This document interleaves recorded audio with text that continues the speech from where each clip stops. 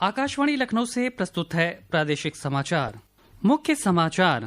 प्रधानमंत्री नरेंद्र मोदी ने किया स्मार्ट इंडिया हैकेथॉन के प्रतिभागियों से संवाद। कहा, नई तकनीक के समावेश से ही विकसित भारत का सपना होगा सच। राष्ट्रपति द्रौपदी मुर्मू ने आज नई दिल्ली में प्रदान किए राष्ट्रीय पंचायत पुरस्कार। बरेली की भरतौल और मुरादाबाद की मिलक अमावटी ग्राम पंचायत को मिला सम्मान। उत्तर प्रदेश विधानमंडल का शीतकालीन सत्र 16 दिसंबर से होगा शुरू। 17 दिसंबर को पेश किया जाएगा अनुपूरक बजट। और श्री काशी विश्वनाथ धाम कॉरिडोर निर्माण के 3 वर्ष पूरे होने पर कल निकाली जाएगी भव्य शोभा यात्रा। दिखेगा आस्था और संस्कृति का संगम। नमस्कार, प्रदेश के समाचारों के साथ मैं शैलेंद्र और अब समाचार विस्तार से। प्रधानमंत्री नरेंद्र मोदी ने आज वीडियो कॉन्फ्रेंसिंग के माध्यम से स्मार्ट इंडिया हैकेथॉन के प्रतिभागियों से संवाद किया। इस अवसर पर प्रधानमंत्री ने कहा कि नई तकनीक के समावेश से ही विकसित भारत का विकास हो सकता है। उन्होंने कहा कि नई पीढ़ी का किसी भी समस्या को समाधान करने का नजरिया अलग होता है। आज का भारत सबके प्रयास से ही तेज गति से आगे बढ़ सकता है। आज का ये दिन इसी का एक उदाहरण है। स्मार्ट इंडिया हैकेथॉन के इस ग्रैंड फिनाले का मुझे बहुत इंतजार था।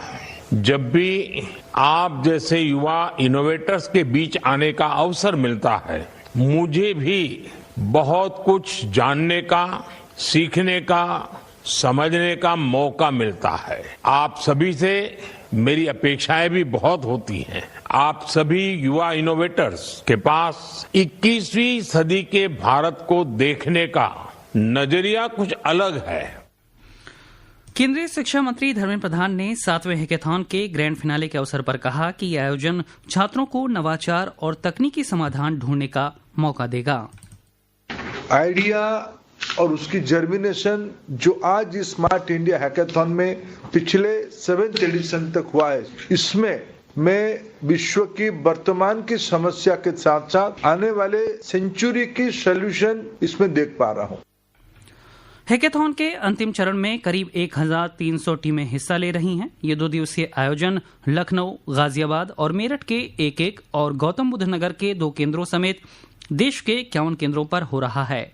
लखनऊ की इंटीग्रल यूनिवर्सिटी में चल रहे हैकेथॉन के ग्रैंड फिनाले में पहुंचे अखिल भारतीय तकनीकी शिक्षा परिषद के सहायक निदेशक BM तिवारी ने कहा कि हैकेथॉन का उद्देश्य भारत को प्रत्येक क्षेत्र में आत्मनिर्भर बनाना है।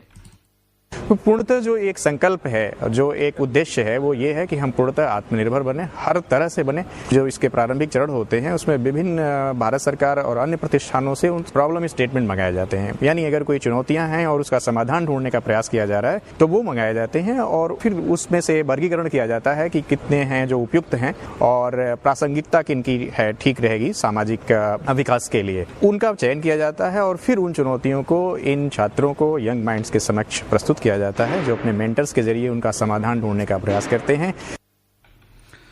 स्मार्ट इंडिया हैकेथॉन में प्रतिभागी विभिन्न मंत्रालयों और संगठनों द्वारा दी गई समस्याओं पर अपने नवाचार आधारित समाधान देंगे।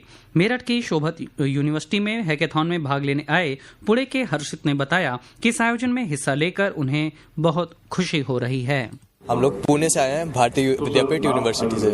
हमारा प्रॉब्लम स्टेटमेंट है साइन लैंग्वेज का। हमें साइन लैंग्वेज को कन्वर्ट करना है टेक्स्ट में एंड वॉइस में, एंड उसका वाइस वर्सा भी करना है। इसका मेन यूज कहाँ पर आता है? रेलवेज में क्या रहता है कि अनाउंसमेंट होता है और जो सुन नहीं पाते उनको थोड़ी प्रॉब्लम होती है, तो उनके लिए हम साइन लैंग्वेज मतलब एक एवेटार टाइप का बनाना चाहते हैं ताकि मतलब उनको मदद मिले। इसके लिए बहुत ज़्यादा खुशी है, हमारा सिलेक्शन हुआ एंड हम यही चाहते हैं कि कुछ करके जाए। राष्ट्रपति द्रौपदी मुर्मू ने आज नई दिल्ली में बरेली की भरतौल ग्राम पंचायत और मुरादाबाद की मिलक अमावटी ग्राम पंचायत समेत 45 लोगों को अलग अलग श्रेणियों में राष्ट्रीय पंचायत पुरस्कार प्रदान किए। ये पुरस्कार पंचायती राज संस्थानों की जमीनी स्तर पर समावेशी और सतत विकास को आगे बढ़ाने के उत्कृष्ट प्रयासों के लिए प्रदान किए गए। बरेली की भरतौल ग्राम पंचायत को बच्चों के लिए अनुकूल होने पर दीनदयाल उपाध्याय पंचायत सतत विकास पुरस्कार से सम्मानित किया गया। वहीं मुरादाबाद की मिलक अमावटी ग्राम पंचायत को कार्बन न्यूट्रल विशेष पंचायत पुरस्कार प्रदान किया गया। इस अवसर पर राष्ट्रपति द्रौपदी मुर्मू ने कहा कि पंचायतों को अपने राजस्वों के स्रोत विकसित कर आत्मनिर्भर बनने का प्रयास करना चाहिए। आत्मनिर्भर बनने का प्रयास करना चाहिए। ये आत्मनिर्भरता ग्राम सभाओं को आत्मबल और देश को स्वबल प्रदान करेंगे। मतदाता अपने जनप्रतिनिधियों को बहुत ही भरोसे के साथ चुनते हैं, इसीलिए जनप्रतिनिधियों का एक कर्तव्य है कि वे इस विश्वास को अपने व्यवहार और कार्य से बनाए रखें और निर्भीकता से अपने कार्य को करें। मुख्यमंत्री योगी आदित्यनाथ ने बरेली और मुरादाबाद की ग्राम पंचायत को राष्ट्रपति की ओर से राष्ट्रीय पंचायत पुरस्कार मिलने पर बधाई दी है। सोशल मीडिया संदेश में उन्होंने कहा कि दोनों ग्राम पंचायतों के सराहनीय कार्य सभी को प्रेरित करेंगे। ये समाचार आप आकाशवाणी लखनऊ से सुन रहे हैं। ताजा समाचार जानने के लिए आप हमारी वेबसाइट newsonair.gov.in पर लॉगिन कर सकते हैं। इसके साथ ही आप प्रादेशिक समाचारों का ये बुलेटिन हमारे YouTube channel news on AIR Lucknow पर भी सुन सकते हैं। उत्तर प्रदेश विधानमंडल का शीतकालीन सत्र 16 दिसंबर से शुरू होकर 20 दिसंबर तक चलेगा। राजभवन से इसकी अधिसूचना जारी हो गई है। जारी अधिसूचना के अनुसार 16 दिसंबर को औपचारिक काम के साथ अध्यादेश, अधिसूचनाएं, नियम आदि विधानसभा के पटल पर रखे जाएंगे। इसके साथ ही विधायी कार्य भी होंगे। 17 दिसंबर को वित्तीय वर्ष 2024-25 का दूसरा अनुपूरक बजट दोनों सदनों में पेश किया जाएगा। 18 दिसंबर को अनुपूरक बजट की अनुदान मांगों पर चर्चा के बाद इसे पारित कराया जाएगा। सरकार ने इससे पहले जुलाई में 12,209 करोड़ रुपए का पहला अनुपूरक बजट पेश किया था। मुख्यमंत्री योगी आदित्यनाथ ने आज बस्ती में एक निजी समूह के स्थापना दिवस समारोह में कहा कि जीवन में परिश्रम का कोई विकल्प नहीं है। उन्होंने कहा कि विकसित देशों ने योग्यता, तकनीक और मेहनत को महत्व दिया है और आज दुनिया भारत के महत्व को समझ रही है। हमें भी विकसित बनना है। प्रधानमंत्री मोदी जी ने देश की आजादी के शताब्दी वर्ष में 2047 तक भारत को एक विकसित भारत के रूप में स्थापित करने के संकल्प को भारतवासियों के सामने रखा है। याद रखना, 2047 में कैसा भारत हमें चाहिए? एक ऐसा भारत जो स्वावलंबी हो, आत्मनिर्भर हो। स्वावलंबी और आत्मनिर्भर भारत बनेगा तब जब व्यक्ति आत्मनिर्भर बनेगा, गांव आत्मनिर्भर बनेंगे, नगर आत्मनिर्भर बनेंगे, जनपद आत्मनिर्भर बनेंगे, प्रदेश आत्मनिर्भर बनेंगे, तब देश आत्मनिर्भर बनेगा और भारत विकसित होगा।